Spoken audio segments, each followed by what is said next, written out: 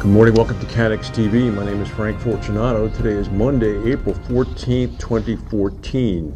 If you're in the United States, you know that tomorrow your income taxes are due, the 15th of April.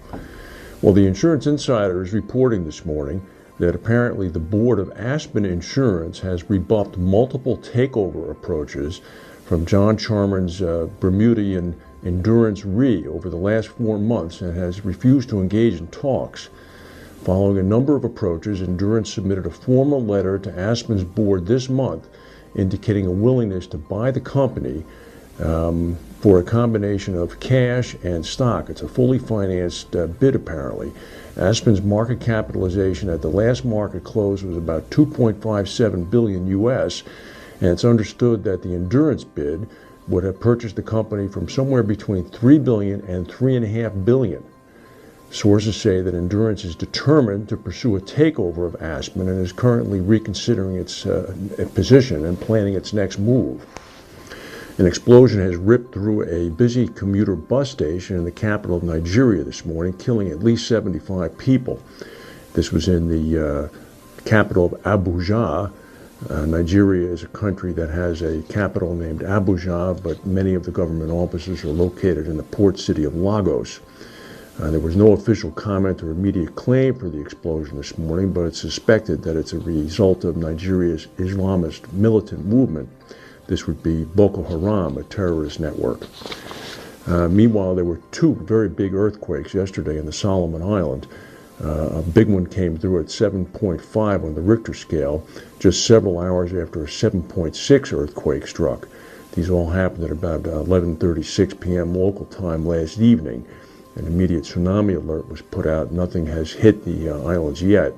There was actually no loss of life or no injuries reported. However, severe structural damage was done to bridges and highways.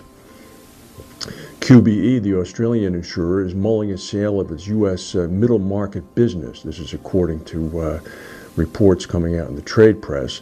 You will recall that in 2007, QBE purchased Winter reinsurance from AXA for about $1.2 billion. They've apparently been having some difficulty in goodwill impairment provisions in the U.S. that has pushed the results in the United States to a $254 million after-tax loss last year. The QBE CEO, John Neal, said, "We are well advanced in implementing remediation work, which will allow QBE's North American business to return to profit. As part of this process, we continue to assess options for various components of the U.S. business." Reports indicated on Friday that QBE was interviewing advisors to handle the potential sale of the U.S. mid-market business Winter. There was a terrible fire in the Chilean port city of Valparaiso yesterday, killing at least 12 people. About 2,000 homes were destroyed. 10,000 people ended up being evacuated. The fire began in the woodlands in the hills behind Valparaiso, and then was whipped by winds down the hills into the downtown area itself. The Chilean Congress actually meets in Valparaiso. The Congress buildings were spared. However, severe damage has been done. The fire is out now. The Chilean President, Michelle Bachelet, is on the site right now. Cyclone Ita did, in fact, hit Queensland, Australia. It came in as a Category 4 hurricane, or cyclone, as they call it down there. It knocked out power to thousands of homes in northeastern Australia, but there have been no deaths or major infrastructure damage. The storm has now been downgraded to a Category 2 and is meandering down the coast. Still expected to produce some flash flooding and heavy rain.